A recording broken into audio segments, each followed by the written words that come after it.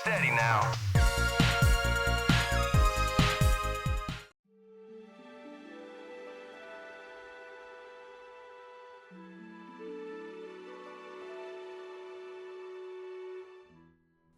Despite a rich lore and numerous novels to pull from, Anne McCaffrey's Dragon Riders of Pern series has struggled to make the jump away from books, with multiple cancelled attempts at TV and movie adaptations.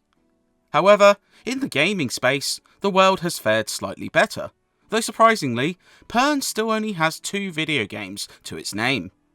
After a 1983 8-bit effort, it would take nearly 2 decades to see another, with Ubisoft's Dragon Riders Chronicles of Pern releasing for the Dreamcast after Sega discontinued the console in 2002.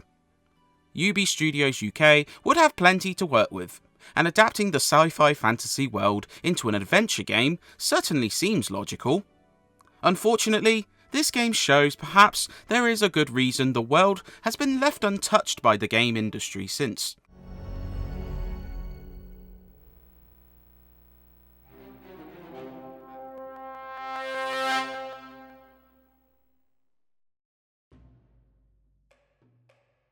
Dragon Riders concerns the world of Pern, colonised by humans after the onslaught of Fred consumed much of the previous worlds. The Red Star brings about this attack, but dragons possess the power to fight back and repel this spore. Unfortunately, the Golden Dragon which produces eggs lacks a rider as Nalia has passed away. None will miss her more than Marath. She is desolate and risks leaving her clutch. Thus, Decor begins his quest to recruit a new werewoman, though the journey becomes complicated when a potential epidemic begins to spread and dissent within the riders creates doubt. It's not a bad setup, as it recalls Moretta, Dragon Lady of Pern, but it also feels a touch inaccessible for those unfamiliar with the original works. A lot of terminology is dropped, which will sound like a foreign language to the uninitiated, even if the intro scene tries to explain all this. Thread score tradition, man. We have no other option. Morath is dying. The story is also dogged by a ton of quality issues. Voice work is generally poor, rendering most of the characters either unlikable or dull outside of a couple, such as crafty gambler Brack. Typos are rife within subtitles, and moments which sees a character's voice change mid-dialogue only serves to worsen this. I suppose you've heard about this meeting with Sabor? I think it's disgraceful that we have to lower ourselves to look for inferior stock in the holds. It makes for an underwhelming narrative. Sadly, playing Chronicles of Pern isn't much better. Featuring a mix of adventure puzzling, combat, and even stealth, this title sees you travelling between different locations while completing quests gifted by both Dragon Riders and locals. There's very little challenge to this, as most often devolve into chatting with a character and then finding someone nearby to repeat the process. The pacing can seem glacial, as large chunks of dialogue and cutscenes make up the bulk of the game. Well, I'm sorry to have disturbed you. Oh my, a Dragon Rider. Forgive me, sir, I meant no offense. Instead of feeling like a hero, you're turned into more of an errand boy, whether it's seeking out ingredients for a great meal or gathering fellow riders for a meeting. If this wasn't bad enough, lengthy loading times slow the pace further. And while calling upon your Dragon Zenth to move location is cool the first time, seeing the same lengthy cutscene each time you move grows tedious sharpish.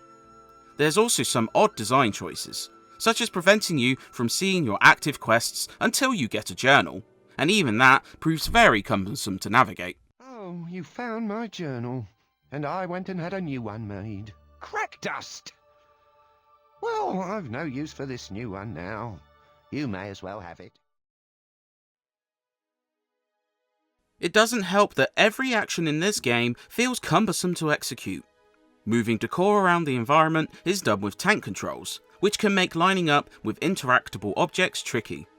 The static camera system certainly highlights scenes nicely, but sometimes the view gets stuck and Decor moves on to the next screen, meaning you can't see where you are going. Combat is present, though infrequent, which is fortunate as it handles very poorly. That's enough for today. I'm worn out before I've begun. Sluggish attacks, a lack of impact, and inconsistent damage output make duels with fists or blade a chore. Worse is the stealth, a misguided effort at building tension. Requiring you to hold the action button down while gently pushing the analog stick, it often proves unresponsive and sees the core run or fail to enter stealth mode. There's little room for error, and while they don't result in a game over should you fail, it's still very frustrating. In essence, much of Chronicles of Pern is either a bore, a chore to play, or just not fun. The presentation is also pretty poor. Despite being a late release for the 6th gen hardware, Chronicles of Pern looks rather rough. Character models are low on detail and animate poorly, environments are flat and suffer draw distance limitations, and performance swings wildly from 60 frames per second to much lower depending on how crowded the scene is.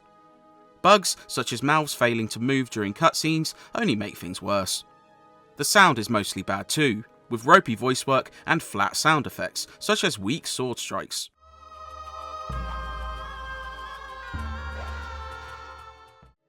The lone bright spot is the music, which fits well with the tone and has some genuinely accomplished tracks, such as the bombastic menu theme. Tracks sometimes overpower voices and effects though, which hurts the ears.